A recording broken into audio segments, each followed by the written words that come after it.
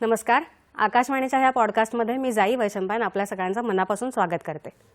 मंडळी, भारताच्या स्वातंत्र्याला 100 वर्ष पूर्ण होताना म्हणजे 2047 मध्ये जर आपल्या देशाला एक विकसित राष्ट्र म्हणून प्रस्थापित करायचं असेल, सगळ्या जगाच्या समोर तसं मांडायचं असेल, तर भारताचं मनुष्यबळ सर्वथा बळकट असायला हवं.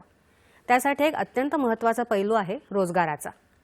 सार्वजनिक पायाभूत सुविधांची उभारणी करताना त्याबरोबरच रोजगार निर्मिती सुद्धा झाली आणि रोजगाराची हमी सुद्धा मिळाली, विशेषतः ग्रामीण भागात. कारण आपण म्हणतो खरा भारत खेड्यांमध्ये राहतो. तर ग्रामीण भागात जर ही रोजगाराची हमी मिळाली तर अर्थव्यवस्थेच्या अनेक घटकांच्या दृष्टीने ते फायद्याचं ठरतं. नेमका हाच विचार करून केंद्र सरकारनं विकसित भारत गॅरंटी फॉर रोजगार अँड आजीविका मिशन ग्रामीण अर्थात विकसित भारत रोजगार आणि उपजीविका हमी अभियान ग्रामीण म्हणजेच विकसित भारत जी राम जी हे विधेयक मांडलं. त्याच्या वैशिष्ट्यांबद्दल सविस्तर माहिती देण्यासाठी आणि आपल्या शंका दूर करण्यासाठी ज्येष्ठ स्तंभलेखक पंकज जयस्वाल आज आपल्या स्टुडिओमध्ये आले आहेत.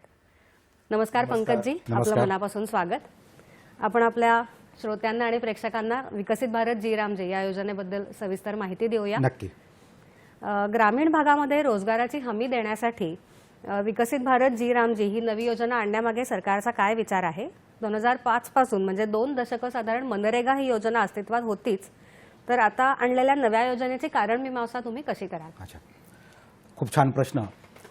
2047 म्हणजे आपण विकसित भारत ही जी संकल्पना मागच्या 5-7 वर्षापासून ऐकतोय, तर हे फक्त सरकारचं धोरण असायला नको, तर आपली 30,000 शहरं आणि 6 लाखापेक्षा जास्त गावं जोपर्यंत विकसित होत नाही तोपर्यंत ही संकल्पना पूर्ण होणार नाही. जेव्हा आपण म्हणतो 2047 पर्यंत विकसित भारत म्हणजे जवळपास आपण एक्सपेक्ट करतोय की आपल्याला $30 ट्रिलियन इकॉनॉमी उभी करायची. आता $30 ट्रिलियन इकॉनॉमी जेव्हा आपल्याला उभी करायची तर ते फक्त शहरी विकासाने शक्य नाही. तरी 6 लाख गावं जी आहेत, 6 लाख गावांमध्ये जोपर्यंत आर्थिकदृष्ट्या सामाजिकदृष्ट्या तिथे लोकांमध्ये ती चेतना निर्माण होत नाही की आम्हालाही काम करायचं आहे, आम्हाला या देशाला विकसित करण्यासाठी आम्हाला भागीदार व्हायचं आहे, तोपर्यंत हा देश विकसित भारत म्हणून आपण जी काही संकल्पना ती पूर्ण होणार नाही. म्हणून 2005ला मनरेगा आलेला, त्या दृष्टीने कामही सुरू होतं, पण काही त्रुटी होत्या आणि मागच्या 20 वर्षामध्ये देशामध्ये खूप बदल झाला. एकतर डिजिटल आपण म्हणू की डिजिटल परिवर्तन हे सर्वात मोठं परिवर्तन आहे आणि प्रत्येक गोष्ट आता फास्ट पेस्ट व्हायला लागली. म्हणजे विकासाला गती मिळाली, डिजिटलाइज झालंय. त्यामुळे आपल्याला पण काहीतरी बदल करायला हवा आणि बदल करायला असा हवा की ज्या काही त्रुटी आपल्याला आढळून आल्या किंवा अशा बऱ्याचशा गोष्टी होत्या ज्याच्यामुळे जे काही विकास व्हायला पाहिजे 20 वर्षात तेवढा झाला नाही. मग त्याला वेगळ्या स्वरूपात आता आणणं गरजेचं होतं, जेणेकरून शेतकऱ्यांचे काही प्रॉब्लेम होते किंवा रुरल इकॉनॉमीला बिल्ड करण्यासाठी नवीन डिजिटल प्लॅटफॉर्म वापरून टेक्नॉलॉजीचा वापर करून कसं आपण विकसित करू शकतो, त्या दृष्टीने हे विधेयक खूप महत्त्वाचं आहे. सर, नवीन योजनेची बलस्थानं काय सांगाल आपण? म्हणजे जसं आपण म्हणला तसं 6 लाख गावांच्या विकासासाठी, तर या योजनेच्या लाभार्थ्यांना ती योजना कशी अधिक अनुकूल आहे हे थोडंसं स्पष्ट करून सांगा.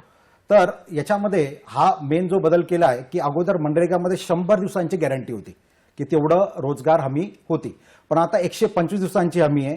आणि त्याच वेळा शेतकऱ्यांसाठी पण हा खूप फायद्याचा आहे, कारण शेतकऱ्यांना काय व्हायचं, आता जी काय हमी होती, शेतकऱ्यांचा जो एक महत्त्वाचा काळ असायचा जेव्हा शेतकऱ्यांना मजूर लागायचे, त्याच वेळेला मनरेगाच्या योजनेमुळे शेतकऱ्यांना मजूर नाही मिळायचे आणि त्यामुळे हा जो मोठा ऑब्स्टेकल होता तो याच्यामध्ये 60 दिवस असे काढलेत की जेव्हा शेतकऱ्यांना 60 दिवसांची मजुरांची गरज असेल तेव्हा हा जो काही रोजगाराची जी हमी ती नसणार आहे, ते सोडून 305 दिवसामध्ये 125 दिवस जसं शक्य होईल तसं रोजगार दिला जाईल. हे एक मोठं आहे. आणि रुरल इकॉनॉमीमध्ये काय असतं की रुरल इकॉनॉमीमध्ये जेव्हा आपल्याला शेतकऱ्याला पण सोबत घेऊन चालायचं आहे, त्याच वेळेला गावातले जे काही प्रॉब्लेम्स आहेत, म्हणजे आपण जे म्हणतो लोकल लेवलला जे काही प्रॉब्लेम आहेत ते सुद्धा ॲड्रेस झाले पाहिजेत. म्हणून ग्रामसभा आणि ग्रामपंचायत मिळून एकत्र येऊन काम करणारे आणि आपलं जे काही नॅशनल मिशन आहे PM गतिशक्ती, त्याला जोडून हे सर्व काम होणार आहे. म्हणजे गावाचा विकास हा PM गतिशक्ती जे काही सक्सेसफुल मिशन झालंय, सुरू आहे, त्यानुसार झाल्यामुळे जी काही ग्रोथ होईल गावाची ती अपेक्षित ग्रोथ होईल आणि फास्ट पेस्ट होईल. त्यामुळे हे काही त्याचे बिंदू आहेत, अजून सविस्तर तर मी सांगेलच, पण हे महत्त्वाचे त्याच्यातले बिंदू आहेत. बरोबर. म्हणजे ह्याच्यात काम करण्याची इच्छा आणि शक्ती असणाऱ्यांना काम तर मिळेलच, त्याच्याबरोबरीने तिथे गावांमध्ये पायाभूत सुविधांची उभारणी होईल ज्याच्यातून आपल्याला विकसित भारत उभा करता येईल. तर ह्याच्यामध्ये आता आपण शेतकऱ्यांबद्दल जसं सांगितलं तसं या नवीन योजनेचा जी रामजीचा मजूर किंवा कामगारांना कसा फायदा होईल आणि त्यांच्या आयुष्यात कसा फरक पडेल. हा, तर मजूर आणि कामगारांना एकतर मी जसं म्हटलं 100च्या ऐवजी 125 दिवसांची गॅरंटी, त्यानंतर त्यांना एका आठवड्यात पेमेंट मिळेल. म्हणजे त्यांची जी काही समृद्धी व्हायला पाहिजे ती समृद्धी होईल आणि गावाचा विकास तर होईलच आणि त्या गावाच्या विकासासोबत ते गतिशक्तीशी जोडल्या गेल्यामुळे ब्रॉडर प्रोजेक्टवरती आल्यामुळे त्यांचा अजून जास्त विकास होण्यास मदत होईल. बरोबर. नवीन आवृत्तीमुळे गावांमध्ये कोणकोणती कामं होऊ शकतील? म्हणजे आपल्याला एक ढोबळमान आणि जलसिंचनाची कामं असं एक नेहमी माहिती हो, असतं, हो. रस्त्याची असतात, हो. तर आणखी काय काय होऊ शकेल याच्यामध्ये? आपण आज बघतोय की सर्वात मोठा प्रॉब्लेम आहे जलसंचन आणि जल पुनर्वसन. नद्या कोरड्या पडल्या आहेत, तलाव कोरडी पडली आहेत. तर याच्यामध्ये हा एक मोठा उद्देश आहे की जल संवर्धन व्हावं, पुनर्वसन व्हावं. जेवढे काही नद्या आहेत, तलाव, तर याच्यामध्ये हा एक मोठा वाटा असणार आहे. कारण हे पाणी नुसतं गावकऱ्यांना नाही तर शेतकऱ्यांना खूप महत्वाचं असतं. शेतीसाठी पाणी एक अमृत आहे. पाणीच नसेल तर शेतकऱ्याचं लाईफ आपण बघतोय काय होत आहे. म्हणून हा एक मोठा वाटा त्याच्यामध्ये आहे. नंतर दुसरं रोड आणि कनेक्टिव्हिटी. आता गावांमध्ये सुद्धा विकास वाढतोय, छोट्या छोट्या कंपन्या येत आहेत, छोटे छोटे उद्योग लागत आहेत. मग त्यांना त्यांचा माल शहरामध्ये पोचवायचा असेल तर त्यांच्यासाठी काहीतरी कनेक्टिव्हिटी पाहिजे, रोड व्यवस्थित पाहिजे. तर हे रोड आणि कनेक्टिव्हिटी हा सुद्धा त्याचा एक मोठा पार्ट आहे. नंतर जे काही आता आपण बघतो नॅचरल कॅलॅमिटीज वाढल्या आहेत, क्लायमेटिक कंडिशन्स खूप बदलल्या आहेत, त्याच्यामुळे सुद्धा खूप मोठे प्रॉब्लेम गावामध्ये फेस केले जातात. मग त्याच्यावरती सुद्धा काय करता येईल, त्याच्यावरती सुद्धा त्या गावाला अनुसरून तिथले ग्रामसभा, ग्रामपंचायत त्याच्यावरती काम करेल आणि ते मग ह्या कामगारांकडनं करून घेता येईल, जेणेकरून शेतकऱ्यांना, गावकऱ्यांना जो त्रास होतो तो कमी करता येईल. तो सुद्धा याच्या मागचा उद्देश आहे. बरोबर. म्हणजे जसं तुम्ही म्हणालात की रस्त्यांवरती काम होणार असल्यामुळे रस्ते हे एक प्रकारे जसं अर्थव्यवस्थेच्या जीवनवाहिन्या म्हणून आपण त्यांचा विचार करतो, तर रस्त्यांवर काम होणार असल्यामुळे आणि पाण्यावर सुद्धा काम होणार असल्यामुळे ग्रामीण भारताच्या विकासासाठी याचा मोठा फायदा होणार आहे. सर, ह्याच्यामध्ये डिमांड बेस्ड ऐवजी नॉर्मॅटिव्ह फंडिंग असे शब्द आलेले आहेत या योजनेच्या डॉक्युमेंटमध्ये. तर हा बदल कशा प्रकारे अधिक प्रभावी ठरेल आणि हा बदल काय होणार आहे? हा, तुम्ही जर बघितलं असेल की याच्यामध्ये जे आता बजेट अलोकेशन केलंय ते 1.51 लाख करोड एवढं अलोकेशन केलंय. तर मग हे दरवर्षी फिक्स्ड राहील का? तर नाही. नॉर्मेटिव्ह फंडिंगमध्ये हाच कन्सेप्ट असतो की आता आपला देश आपण बघतोय की जीडीपी वाढतोय, प्रगती पथावर आहे आणि आपला विकास दर जसा वाढतोय तसं ग्रामीण विकास दरही वाढेल. मग ग्रामीण विकास दर वाढेल, ग्रामीण क्षेत्रामध्ये जेवढं काम वाढेल तेवढं त्यांना जास्त फंडिंग पाहिजे. मग अगोदरच्या याच्यामध्ये काय होतं, एक लिमिटेड फायनान्शियल लायबिलिटी होती, एक लिमिटेड एक फिक्स्ड स्कोप होता. तसा स्कोप न राहता एक स्टिअरिंग कमिटी असेल तर स्टडी करेल आणि त्या एरियामध्ये जर जास्त फंडिंग लागणार असेल तर ती जास्त फंडिंग प्रोव्हाइड केली जाईल. म्हणजे काही असं रिस्ट्रिक्शन नसेल की एवढाच पैसा दिला जाईल. तर काम बघितलं जाईल, काय गरज आहे तिथल्या एरियाची, तिथल्या गावाची किंवा त्या जिल्ह्यातल्या गावांची, त्यानुसार सरकार फंडिंग करेल. आणि सरकार फंडिंग करेल म्हणजे याच्यामध्ये 60-40 रेशो आहे.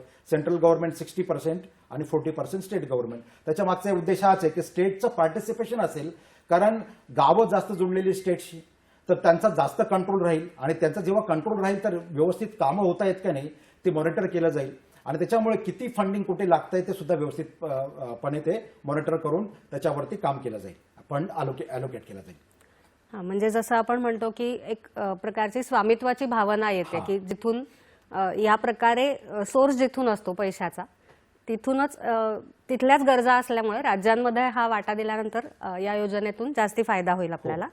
मगाशी तुम्ही एक उल्लेख केला की अधिक पारदर्शकता येऊ शकते डिजिटल तंत्रज्ञानाचा वापर आता केल्यामुळे. जसं की आपण सगळीकडेच बघतो की आधारचा वापर करून जनधन खात्यांमध्ये, मोबाईल बँकिंगमध्ये हे सगळ्यामधून आता प्रत्येक लाभार्थ्यापर्यंत डायरेक्ट बेनिफिशरी ट्रान्सफर जे आपण म्हणतो, प्रत्यक्ष लाभ हस्तांतरण किंवा थेट लाभ हस्तांतरण, तर त्याच्यामध्ये जसं नेहमी फायदा होतो जवळजवळ प्रत्येक केंद्र सरकारच्या योजनेमध्ये, तसं आता ह्या बाबतीत कसा फायदा होणार आहे? आता याचा फायदा काय की आपण आता एआयचा वापर करून, आर्टिफिशियल इंटेलिजन्सचा वापर करून मॉनिटर करू शकू की कुठल्या क्षेत्रात कसं काम झालंय. ते एक महत्वाचा याच्यामध्ये म्हणतात ना माइलस्टोन असणार आहे की आर्टिफिशियल इंटेलिजन्सचा वापर करून प्रत्येक गावामध्ये काय कामं चालली त्याला मॉनिटर केलं जाईल. एक स्टिअरिंग कमिटी असेल, स्टेट आणि सेंट्रल गव्हर्नमेंटने बनवलेली, ती स्टिअरिंग कमिटी पण मॉनिटर करेल आणि ती बघेल की कसं काम होतंय, खरंच काम होतंय का नाही. आणि मग ग्रामसभेला आणि ग्रामपंचायतला ते कोऑर्डिनेट करून त्याच्यावरती काय ऍक्शन घ्यायची ते घेतील. आणि मॅनेजमेंट इन्फॉर्मेशन सिस्टम जे आपण म्हणतो MIS रिपोर्ट प्रत्येक आठवड्याला पब्लिकला म्हणजे एक्सपोजर त्याचा असेल तर पब्लिकला तो बघता येईल की आमच्या गावांमध्ये, आमच्या आजूबाजूच्या गावांमध्ये काय काम चाललंय, किती झालंय, ते प्रत्यक्ष होतंय का नाही, ते सुद्धा रिपोर्ट मिळेल. आणि डिजिटल रूपाने सर्व काही गोष्टी तिकडे ट्रान्सफर होणार आहेत गावात. तर डिजिटल रूपाने ट्रान्सफर होणार असल्यामुळे प्रत्येक गोष्टीची बारीक सारीक इन्फॉर्मेशन मिळत जाईल. म्हणजे जे काही गोष्टी अशा घडतात की प्रत्यक्षात घडत नाही पण दाखवल्या जातात, त्या गोष्टी आता होणार नाही. हळूहळू जशी जशी गावांमध्ये इम्प्लिमेंट व्हायला लागेल, त्याचे रिपोर्ट यायला लागतील, प्रत्यक्ष रूपात जेव्हा दिसायला लागेल की आर्टिफिशियल इंटेलिजन्स, वेगवेगळ्या digital technologies, direct benefit transfer याचा वापर करून कशा पद्धतीने गावांमध्ये ते विकास कामं होत आहेत, तेव्हा लोकांनाही विश्वास बसेल की नाही, खरंच ह्या रूपाने काम केल्यामुळे कसा या विधेयकाचा फायदा होतोय. तर त्याचा नक्कीच फायदा होणार आहे. बरोबर बरोबर. केंद्र आणि राज्य सरकारच्या भागीदारीमुळे साधारण काय बदल अपेक्षित आहे ते आपण आता सांगितलंच की अधिक जवळचं वाटेल काम करणाऱ्यांना पण आणि कंट्रोल नियमन करणाऱ्यांना सुद्धा. त्या व्यवस्थेमध्ये अधिक पारदर्शकता येईल, अधिक सुटसुटीतपणा येईल. थोडंसं पुढे जाऊन असं विचारेन की नव्या योजनेतल्या नावाप्रमाणे 2047 मध्ये विकसित भारत जो आपल्याला उभा करायचा आहे, तर त्याच्यासाठी सुदृढ ग्रामीण भारत या उद्दिष्टपूर्तीच्या नवीन पावलांकडे आपण कसं बघता? हां, तर आता 2014 पासून जर बघितलं आपण तर या सरकारने बऱ्याचशा योजना आणल्यात आणि या योजनांमधनं शिकायला पण भरपूर मिळालं. मनरेगा पण सुरूच होतं, त्यात पण काही ना काही बदल केले गेले छोटे मोठे, त्यातनं पण बऱ्याचशा गोष्टी शिकायला मिळाल्या. आणि लक्षात आलं की खरंच आपल्याला 2047 पर्यंत विकसित भारत घडून आणायचा आहे, $30 ट्रिलियन इकॉनॉमी आपल्याला घडून आणायची आहे. तर आपल्याला म्हणतात ना रामराज्य, जिथे भ्रष्टाचार असायला नको, जिथे प्रत्येक काम वेळेवरती होतंय, इफिशियंटली होतंय, इफेक्टिव्हली होतंय, ह्या जेव्हा गोष्टी असतील तरच खरंच आपण म्हणू शकू की विकसित भारत होतोय. आपण खरंच हे लक्षात घ्यायला पाहिजे की जसं रामराज्य असायला पाहिजे, अनुशासन असायला पाहिजे प्रत्येक जिल्ह्यामध्ये, गावामध्ये. तर लोकांना कळायला पाहिजे की हे जेवढे काही स्कीम आणताय सरकार, याच्या मागचा उद्देश असा आहे की त्यांची आर्थिक परिस्थिती सुधारावी. आर्थिक परिस्थिती सुधारली, एका परिवाराची, कुटुंबाची, गावाची सुधारली तर समाजाची सुधारते आणि देशाची सुधारते. तेव्हा ती लोक जेव्हा एकत्र येऊन काम करतील तरच हा खरंच विकसित भारत होईल. म्हणतात ना, public participation is very important to develop any nation. बरोबर. म्हणून पब्लिक पार्टिसिपेशनसाठी सरकारसोबत समाजसेवी संघटना, गावातली ग्रामसभा किंवा ग्रामपंचायत यांनी एकत्र राहायला पाहिजे.